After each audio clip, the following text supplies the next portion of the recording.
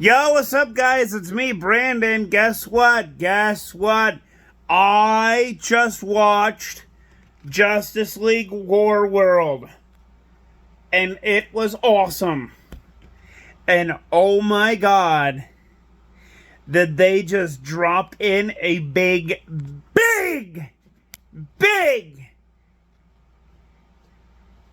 character for the next movie, which is Justice League Crisis on Infinite Earths.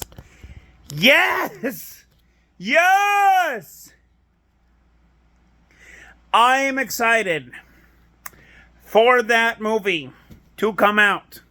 Why? Because Harbinger was in this movie. And I'm sorry to spoil it.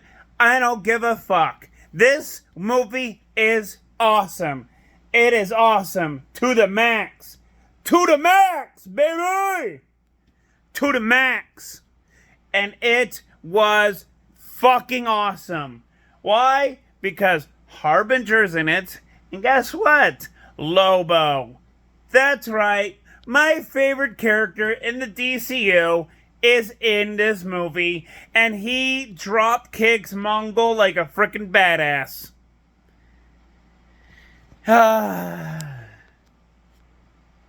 Those are the good parts of the movie review that I'm doing.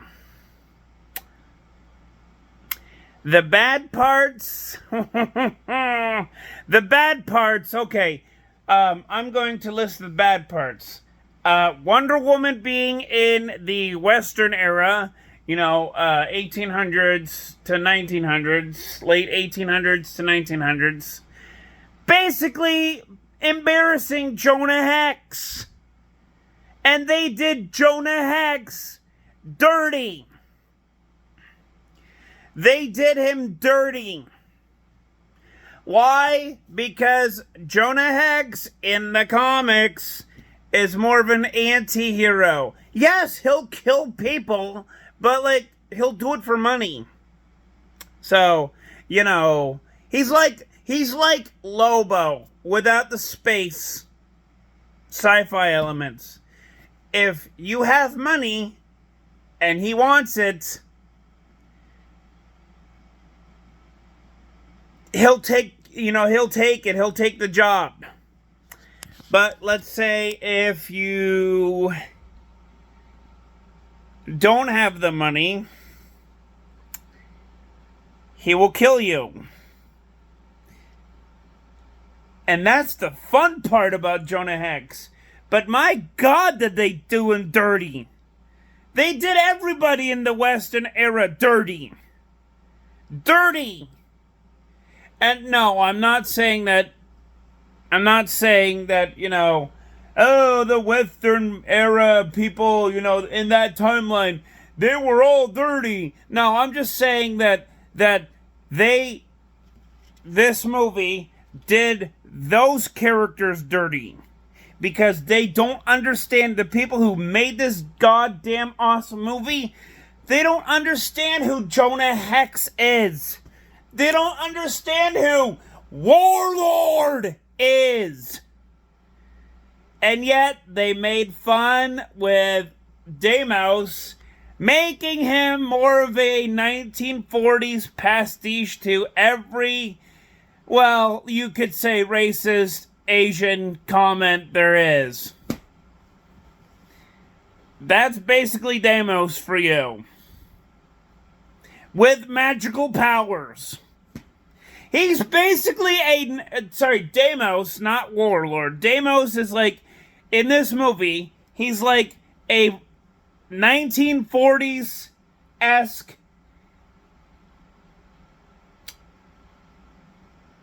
interpretation, let's just say, of a racist Asian joke.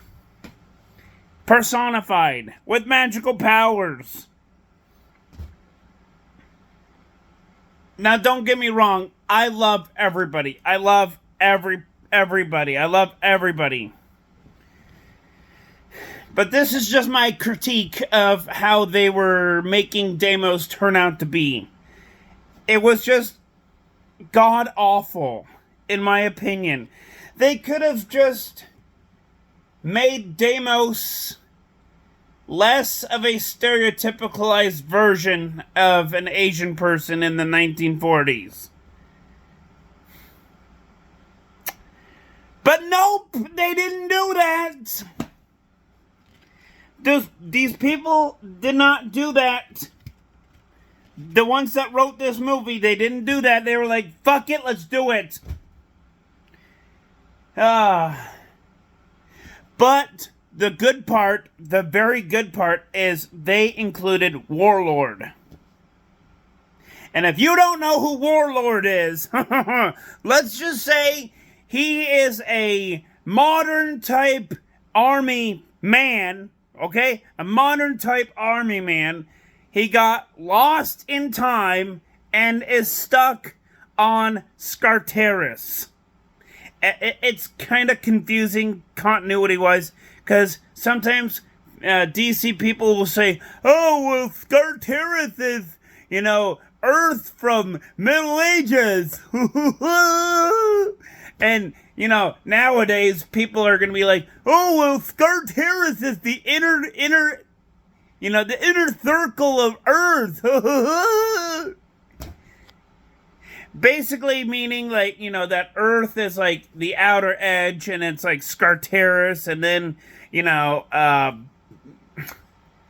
basically the mantle and inner core and outer core. I'm not even joking. Go read a comic book. They'll mention Skartaris as, like, this inner shell of Earth. Like, deep below Earth. There's Skartaris. And it's kind of weird and confusing, because sometimes they'll DC writers and editors will say something like, oh, well, Skartaris is part of Earth, but in the Middle Ages. La. So, it's kind of confusing on that point. But, oh my god, the best part of the beginning parts was when they, Batman and Superman and Wonder Woman kind of converge into a 1930s to 60s-esque small town. Not Smallville, though. And, oh my god, the sci-fi elements, they were awesome. They were awesome. Because they kept on talking about, like the 1950s and 60s, how people were so afraid of aliens from outer space, 4 arms, 4 legs, kind of, hysteria. Well, guess what? They show it in the movie. And it is funny because it's them as white Martians. Come to think about it, I think mostly everything was, white Martians, including Jonah Hex, because, god damn, he didn't even sound like Jonah Hex. God damn. I swear to God, he did not sound like Jonah Hex would. He didn't even act like Jonah Hex would. I'm pretty sure Jonah Hex was a white Martian in disguise. And I'm pretty sure that Deimos was too. Now that I think about it. Who knows? Maybe everybody else was, except for Batman and Wonder Woman and Superman. Because we all know Agent Faraday was.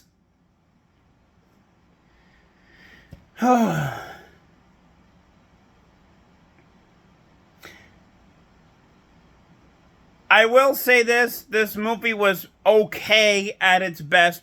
It described Warworld pretty well. But my biggest complaint,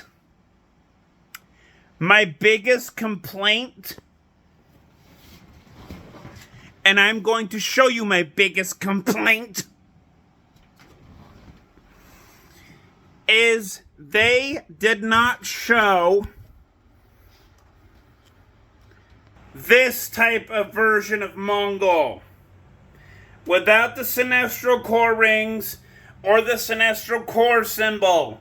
They didn't even show this person, this version. And this is intimidating. You get that, DC? This is intimidating. This is the Mongol I grew up with. This is.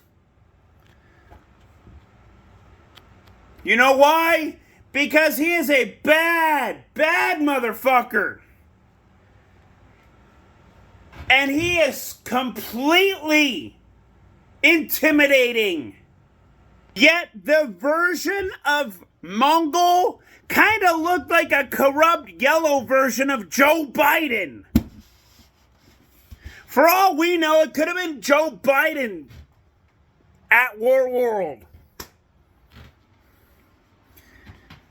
And I'm referring to yellow because he has yellow skin.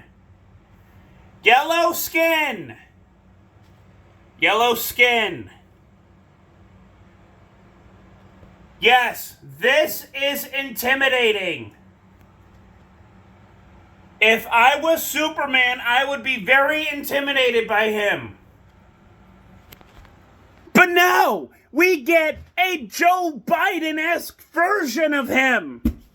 Who knows? It could have been Joe Biden putting on a Mongol costume for all we know. Because that did not look like Mongol at all. It could have been Joe Biden putting a Mongol costume on for Halloween and having access to Warworld for all we know.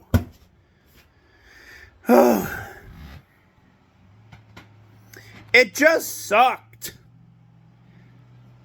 That version of Mongol sucked. Sucked ass. But the version of Harbinger was the saving grace of the movie at the ending. Where, hint, hint, there's a reality bomb. At the end of the movie. That correlates to another movie in the Tomorrowverse called Legions of Superheroes. And Justice Society World War II. And basically Superman of Tomorrow. Sorry, Superman, Man of Tomorrow. But, oh my God, I can't wait for this movie to show up. Crisis on Infinite Earths. Because I will say this, I have read the comics. And the comics are pretty damn awesome. And you know what would be even more awesome? DC?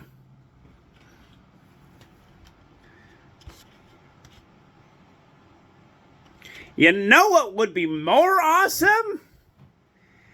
If the hand on this label, I don't know if you can see it, it's kind of blurry. There we go. If the hand that's on this label above Lex Luthor, it would be awesome if it was, boom.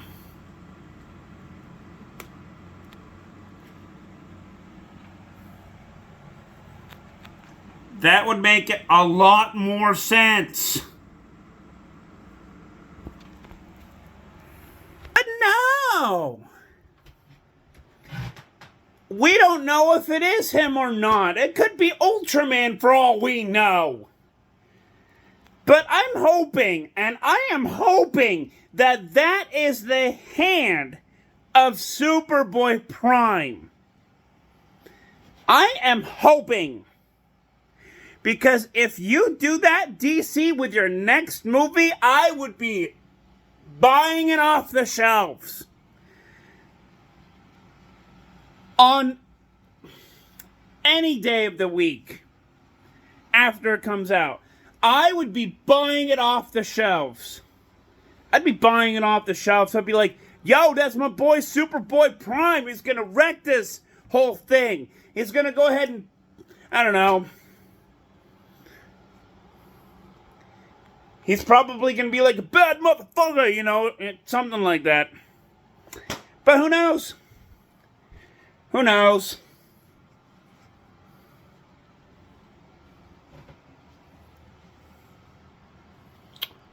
Who knows? I am hoping that right there, charging above Lex Luthor's head, I am hoping that's Superboy Prime. I'm hoping. Because, like I said before, if it is him, I'm going to be buying it. The movie. Off the shelf. On a Tuesday. Whenever it gets released. I'm buying it. I don't care if I buy 2 or if I buy 3 or if I buy 4. I'm buying it. I might buy 1. I don't know. But if it's Superboy Prime, I'm going to be watching it. But who knows? I don't know. Honestly, this movie is like, it's awesome. Yes. But there's mixed elements into this movie that I thought were pretty okay, pretty good, and pretty sucky. And I'm sorry if I got mixed up in this, but yeah. Jonah Hex, Warworld, let's see, Scarteris, and the 1930s to 60s world, sci-fi world, all sucked. The saving grace of it in this movie was Lobo and Harbinger. And I am so happy that they brought Harbinger back. Because last time when we saw Harbinger in a movie, she got killed by Doomsday. In Superman, Batman, Public Enemies. And seeing her again on the big screen, the home screen, I was so fucking happy. I was like, yes! They name dropped an event that's coming out. I'm happy with this. I will say for this movie review, it's going to be a 5 out of 10. Joking. No, it's not. It's going to be a 9 out of 10. Why? Because Lobo and Harbinger pretty much saved the entire movie for me. And this is a Wonder Woman movie. Yeah, I kind of forgot to tell you guys that. This is a Wonder Woman movie. This is not a Justice League movie. It's a Wonder Woman movie. They should have just called it Wonder Woman, Warworld. That would have been great. But, oh well. It's still a 9 out of 10 for me. So, please like, subscribe, and I will see you guys all in the next video.